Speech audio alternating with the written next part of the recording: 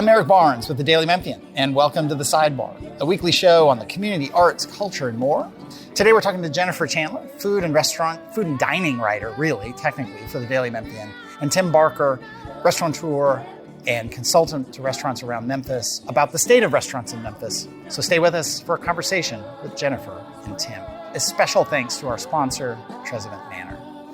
Jennifer, hi. Hi. Thanks for coming here. This is the first time you've been on Sidebar.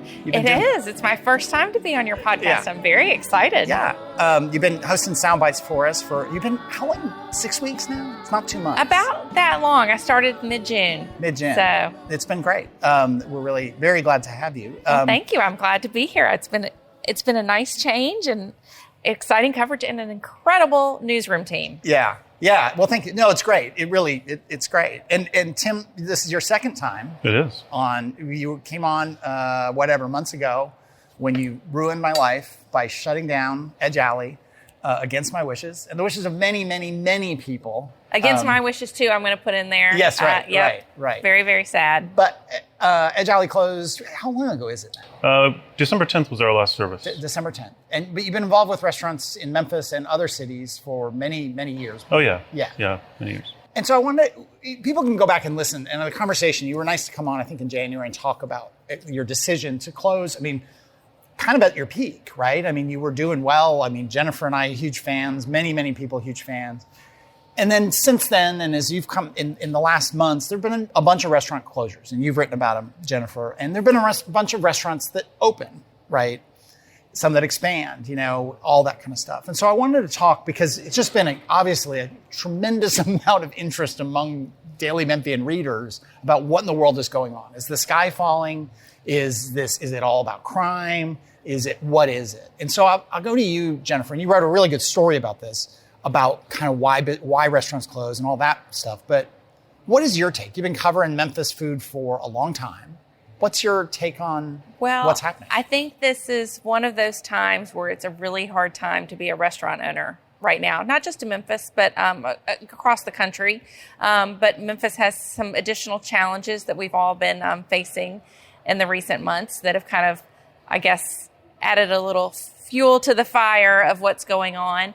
I really feel like, in conversations that I have with restaurant owners this is still unprecedented times where lots of industries have kind of bounced back and people are moving on with their lives past the COVID pandemic.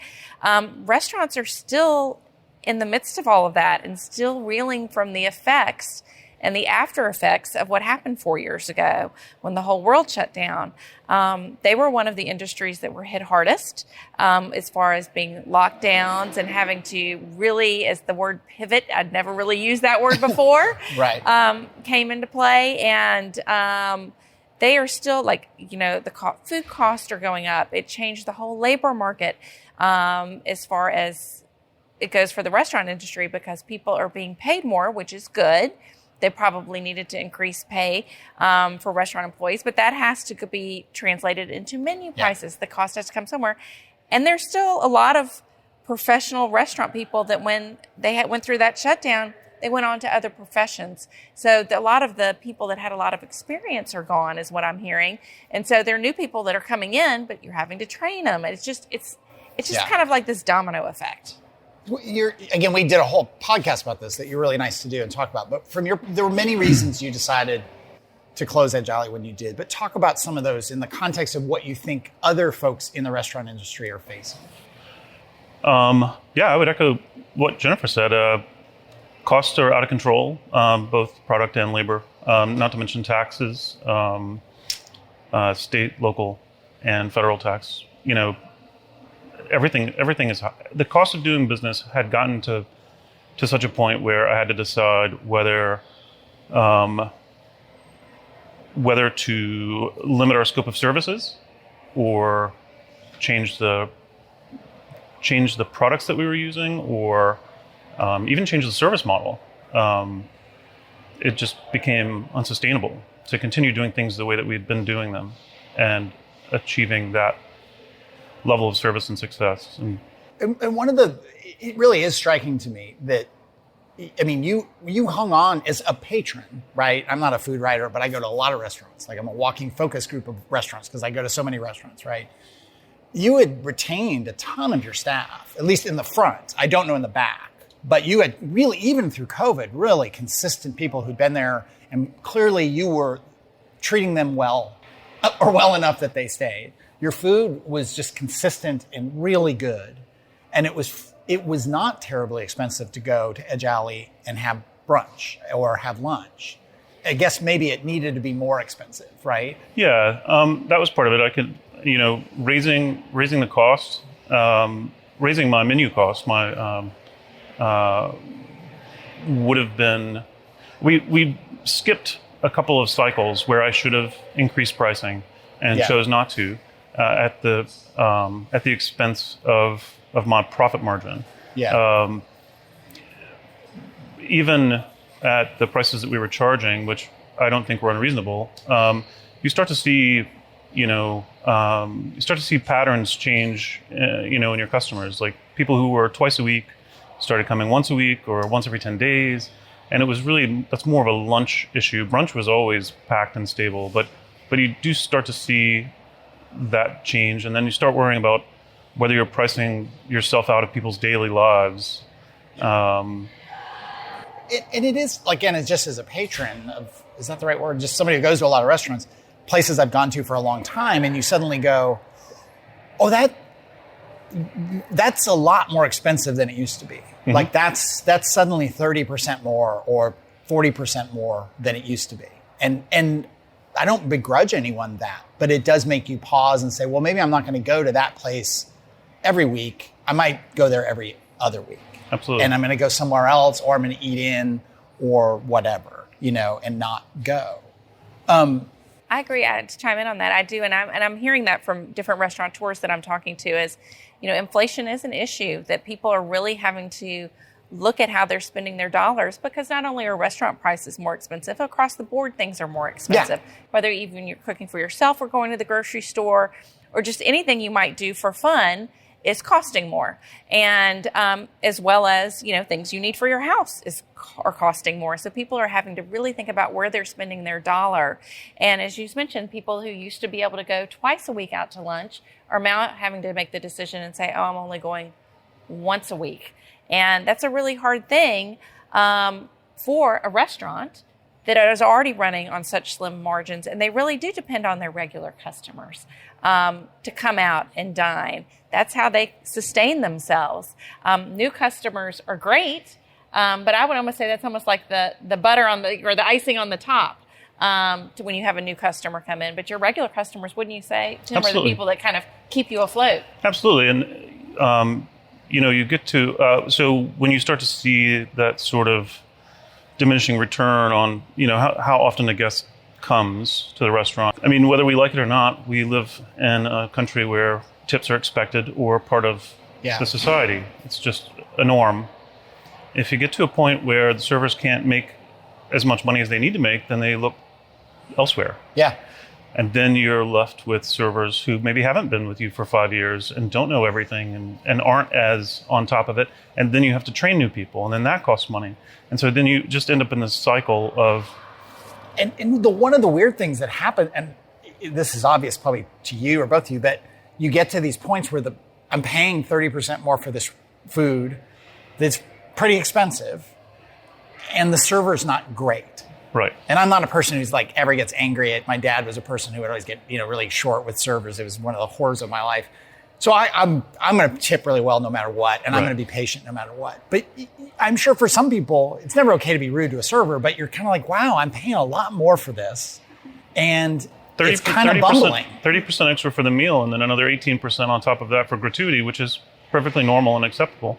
Yeah. But if the service doesn't meet your expectation, then it does change your willingness to go out to eat or to go back to that particular restaurant. Isn't there, again, I should remind everyone, we're talking to Tim Barker, restaurateur, owned Edge Alley, has worked and consulted with restaurants all over Memphis and around the country, and Jennifer Chandler, our food and dining writer at the Daily Memphian. There's also some, and you all can name names if you want to or not, but there's also some restaurants, restaurants close, right? It's a hard business. Sometimes they have a life cycle, right? Sometimes there's a change that has nothing to do with costs or inflation, but whatever happened, it's run its course. There's also restaurants that should have run their course that hang on, right? I mean, and again, we can name names or not, but you sort of look and you go, man, that used to be a great restaurant. I love going there, and I wouldn't go there at any price now because they're not the same. But I don't know. I mean, thoughts on that? Yeah, Jennifer? I mean, that's definitely true. I mean, one of the things that I found is it has been across the board when you've looked at the restaurant closures we've had. A lot of them were surprises, and a lot of them were very big disappointments because you had like Tim's restaurant, Edge Alley, who I considered him one of the best chefs, still consider him one of the best chefs in Memphis, had an excellent restaurant. You look at Dory and David Krog. I mean, again, one of the most talented chefs here in Memphis running a really unique restaurant. I don't think he opened during the pandemic. I don't think he ever got a sea legs. And that's what happened there as far as being able to say. But again, he was an expensive price point. And so people were not going there multiple times a week. And probably not even multiple times a month because of the price point. But his food was excellent. So things like that, I think, are just heartbreaking to me. But I agree with you. There are restaurants that are trying to stay open and that are staying open. And it could be that there's some places that stay open because of nostalgia. There are all places, we all have places here in Memphis that we do go back to because we went there as a kid, and the food may not be as good anymore and the service may not be as good, but you know what? We grew up going here. We have memories here. And so sometimes you overlook that if there's a place that's dear to your heart. But yes, I think that there are places in Memphis that are not what they used to be. And it is sad. And a lot of that tends to be, I think, when people get older, chefs and restaurant owners, probably saw themselves at a different place or trying to be more hands off. That's one of the things about this industry. You have to, and I know Tim will say this, I never went to Edge Alley and he was not there. You have to be there. I had a restaurant years ago, 100 years ago, and I know that as much, as you loved your employees, I would hear from customers that things weren't quite the same if I was not in the building. Well, you think about that, and it really is remarkable that Andrew and Michael have been able to do what they've done. But they also, they have multiple restaurants that are really, really good. They're very expensive, but I go to a fair number of them fairly often, and they're full. Except Bishop, they had to close, and Great Canary, they had to close, right? They for a variety of reasons. Like Bishop, I think, I was talking to somebody from Andrew Michael Group. I forgot that they opened 4 months before COVID started, and when they opened, for me, that was just like it was amazing. Like the food, the service, it was just this cool French bistro thing. And then they just never found their sea legs, kind of like what you said about Dory, I think. And, those guys have been very successful, but they had to pull the plug on that. It didn't work. Well, and that was probably a good thing. As somebody who went there a lot, like it had kind of lost, and I look forward to whatever comes next there. But it lost its mojo. I think some of what happened there, and I'm not 100% sure on this, but when you go into I think that they were part of the restaurant. And so that there were probably some demands when you think about food cost and making compromises that were coming from a corporate level. Because they're part of that hotel. Yes, because they're part of the hotel. Yeah. So they weren't fully 100% in charge.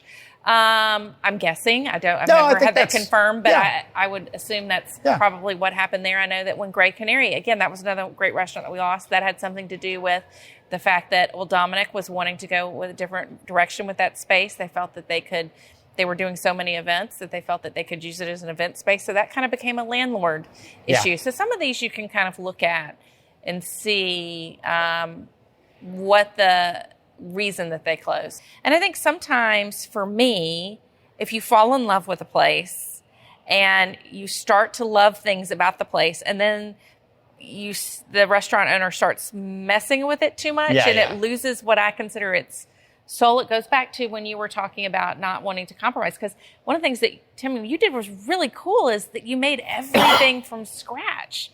And nobody really does that. At a cost. At a cost. And I don't think people realize that cost. But yeah. Yeah, it was, and you were not willing to give that up. When I talked to David Krog, he was the same way. He was like his commitment to being zero waste.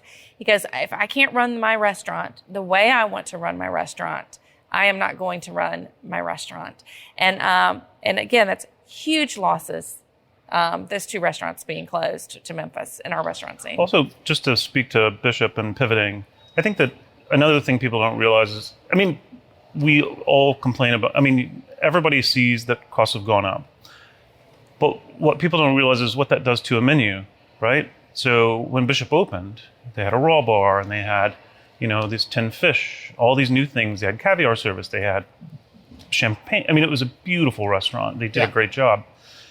But all those products got really expensive. And then the alternative to those products also got really expensive. And then the alternative to the alternative has gotten really expensive. And so now what do we serve? Because it used to be, okay, well, I can't afford filet mignon anymore. I'll serve, culotte, or I'll serve shoulder tender, or I'll serve a different cut of meat that's satisfying equally, but costs less. But now all of those proteins have gotten to be unattainable. Yeah. And then there are shortages. There are issues with availability. It's kind of like there's a trickle down. Yes, the costs are higher, but how much can I charge for it before somebody says, damn, that's too much? Well, you had an example where you were when you were still doing dinner service at Edge Island, you wanted to do 3 scallops. Oh, yeah. We were talking about this the other day. Yeah. The day I decided to stop doing dinner was, it was a good night, busy night. I'd ordered scallops, and for me to put 3 scallops on a plate with nothing else costed out to $50. Yeah. And that doesn't include any garnish, vegetable. Some rice. I don't even think I included labor in that. It was just, I want scallops, but it's just unreasonable. No one is going to pay me $50 for 3 scallops on a plate. Yeah. Someone does, because I see it on other people's menus, but for me, I just thought, well, and then it was out of sync with what you were doing. This just isn't sustainable. I don't want to keep. I had an opportunity. My lease was up, so for me, the decision. I had lots of reasons to not continue. Yeah. But yeah. Let me do some quick housekeeping. We're here with Tim Barker and Jennifer Chandler. Remind everyone, this is The Sidebar. It airs on WYXR 91.7 every Thursday at 11:30. It's not just a radio show. It's one of many weekly podcasts we do at the Daily Memphian, including Bill Dree's politics podcast, too many P's. On the Record, we do the Memphis Grizzlies podcast with Chris Harrington and Drew Hill, and our food podcast hosted by Jennifer Chandler at Soundbites. It also airs on WYXR every Thursday at 11. You can get all those shows at the Daily Memphian site or wherever you get your podcasts. We also host the podcast version of Behind the Headlines, the show we do with the folks over at WKNO every week. And just a quick reminder that WYXR, if you're listening to it here, it is listener-supported nonprofit radio. So consider a donation, consider becoming a member. And with the Daily Memphian, if you're not a paid subscriber, do consider becoming one. That's how we support what is also a nonprofit, the largest newsroom in the region. So if you are a paid subscriber, thank you. If you're not, consider becoming one. Next week, we've got Willie Bearden, the writer and documentarian filmmaker, coming on to talk about his new book, Mississippi Hippie, A Life in 49 Pieces. I actually recorded that before this today. It's awesome. Willie is fantastic. It's very funny.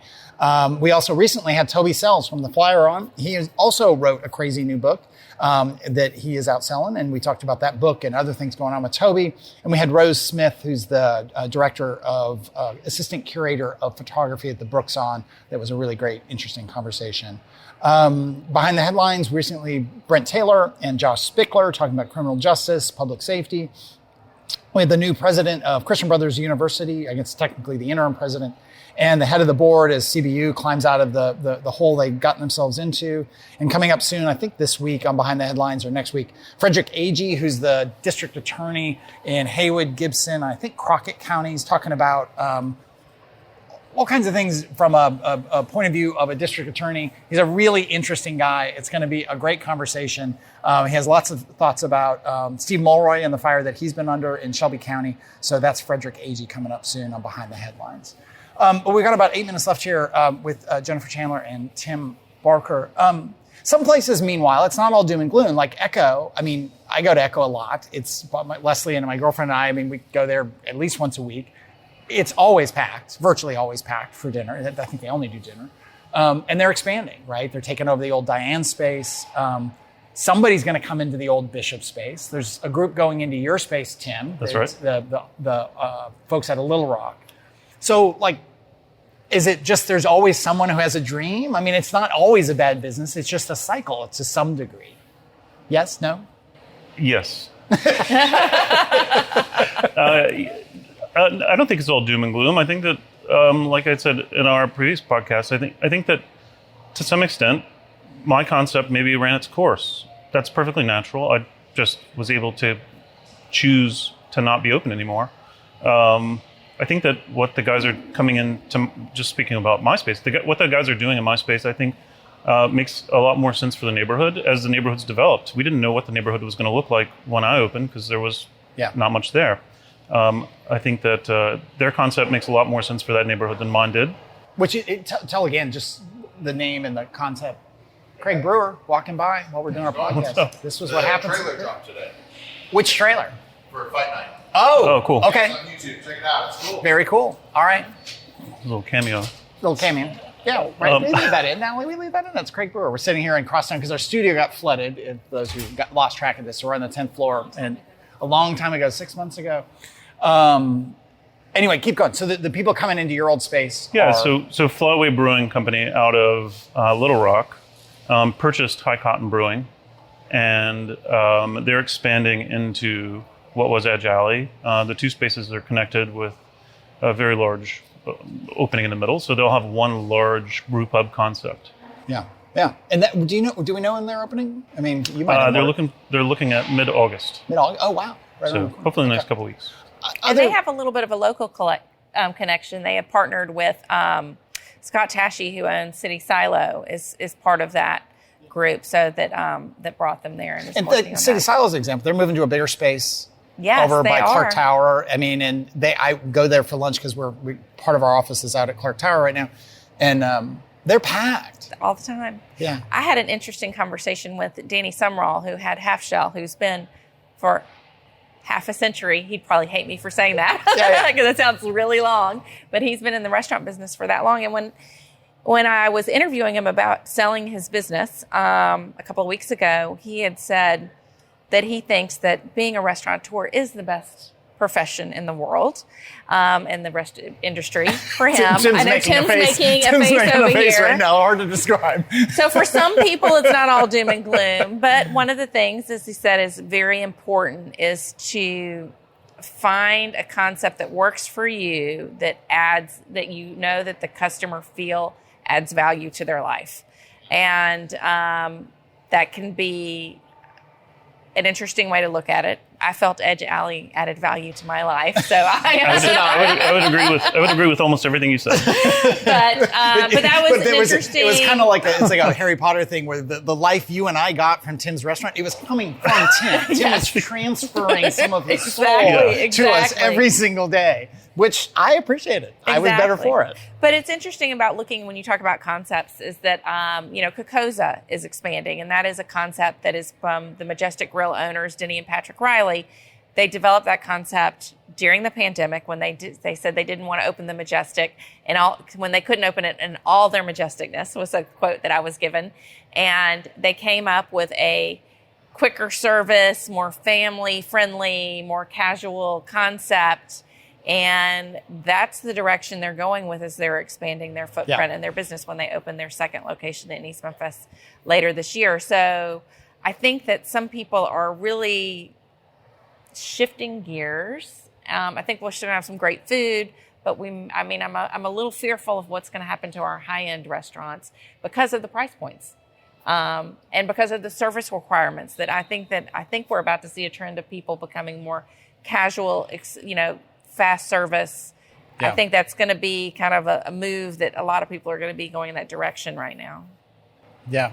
I would agree with that. I think that the expectation of a fine dining restaurant is unsustainable. The customer's expectation and to some extent the owner's expectation. Not that my restaurant was fine dining, but we all get into this for different reasons. And for me and for Dave Krog, lowering our expectation of ourselves was just unacceptable. Because you're giving so much time and truly giving life to this.